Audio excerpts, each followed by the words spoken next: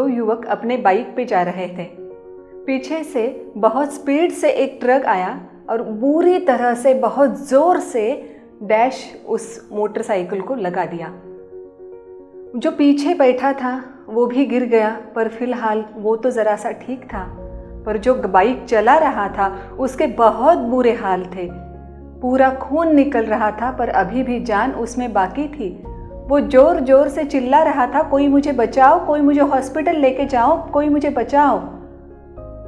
उस रास्ते से काफ़ी लोग जा रहे थे, आ रहे थे, बहुत सारे लोग देख रहे थे, कई सारे लोग फ़ोटो खींच रहे थे, मोबाइल में वीडियो शूटिंग कर रहे थे, पर बचा कोई नहीं रहा था।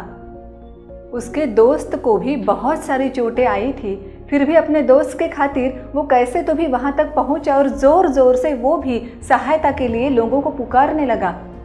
पर नहीं, सारे लोग मोबाइल शूटिंग में ही बिजी थे, कोई उसे बचा नहीं रहा था।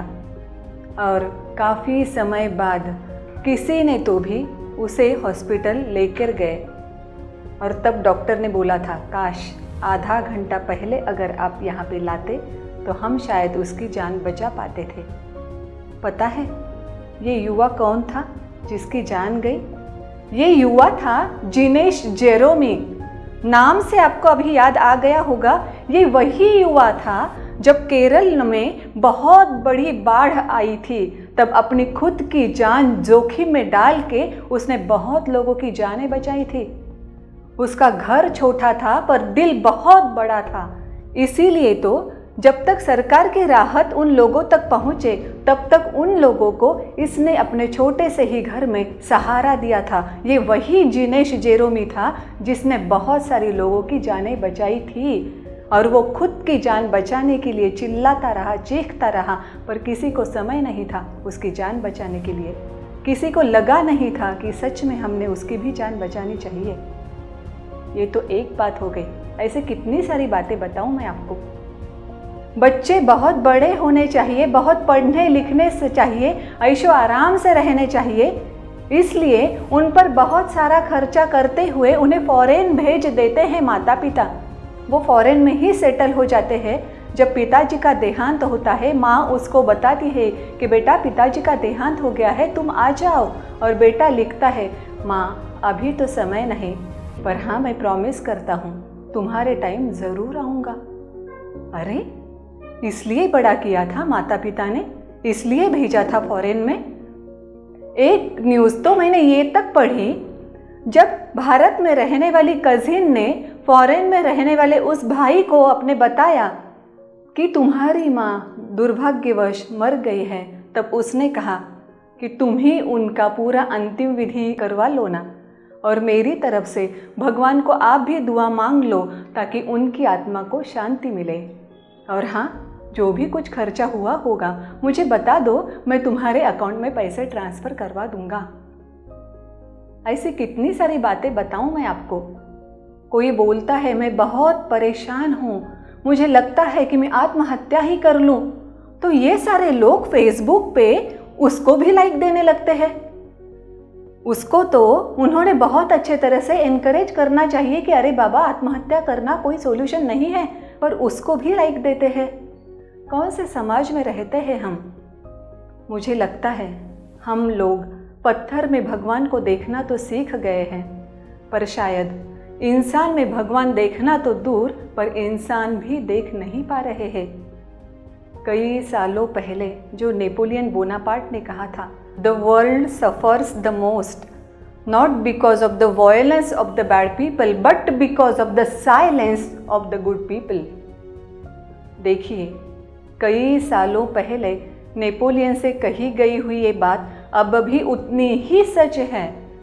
इसका मतलब ही यही है कि जो हम बोलते हैं बहुत सारे लोग बुरे हैं, हिंसा करते हैं, अरे पर उनकी हिंसा की वजह से या अपनी दुनिया का जितना नुकसान नहीं होता है उससे कई ज़्यादा नुकसान ये अच्छे लोग जो होते हैं ना, वो चुप्पी साधे बैठते हैं, उनकी वजह से होता है।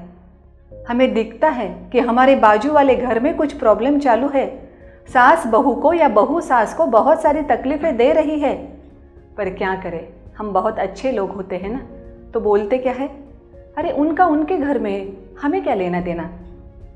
हमारे बच्चे खिड़की से झांकते हैं, आवाज़ देकर हमें बुलाते हैं, देखो माँ वहाँ पे झगड़े चल रहे हैं, बहुत बुरी तरह से एक दूसरे को पीट रहे हैं।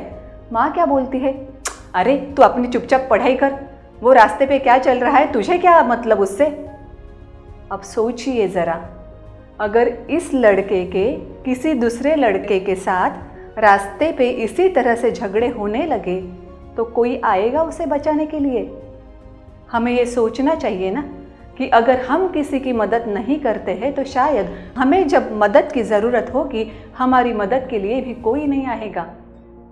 हम तो बोलते हैं ये दुनिया बहुत बुरी हो रही है, दुनिया में ये प्रॉब्लम है, वो प्रॉब्लम है, ऐसा कुछ है, वैसा कुछ है। मुझे बताइए ज़रा एक बात, ये दुनिया जो हम बोलते हैं कि बहुत बिगड़ी हुई है, कोई पाताल से आया था, कोई राक्षस आया था जिसने ये दुनिया बिगाड़ दी है?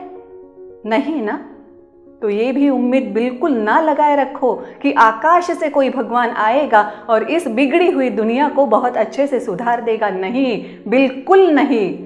अगर हमारे ही लोगों ने ये दुनिया बिगाड़ी है तो ये दुनिया सुधारने भी हम लोगों को ही चाहिए। इसीलिए तो जो अच्छे लोग हैं ना, उनको अपनी चुप्पी तोड़ देनी चाहिए। दिखता है, समझ में भी आता है। अब ये अगर चुप्पी हम छोड़ के आगे जाए, किसी के मदद मांगने के पहले ही हम अपना मदद का हाथ उस तक पहुंचाए, तो ये दुनिया सच में अच्छी हो सकती है। जहाँ कहीं भी दिखता है किसी पे अन्याय हो रहा है, किसी को मदद की ज़रूरत है, किसी को अगर दो अच्छे शब्द कह दे तो उसका कॉन्फिडेंस बढ़ जाता है, तो ये दो अच्छे शब्द बोलना ज़रूरी ही है। मैं तो यही कहना चाहूँगी, चलो नेकी के कुछ बेर चुन लेते हैं, चलो नेकी के कुछ बेर चुन लेते हैं, कभी अपने भी काम आएंगे, हम सब के घरों में कभी तो राम आएंगे। अशाच प्रकारचे नवनवीन व्हिडिओज पाहण्यासाठी चॅनलला सबस्क्राईब करा, बेल आयकॉन दाबा, लाईक करा, कॉमेंट करा, शेअर करा आणि ऑफकोर्स पाहत रहा जन नेक्स्ट, एक पाऊल उद्याची चाहूल।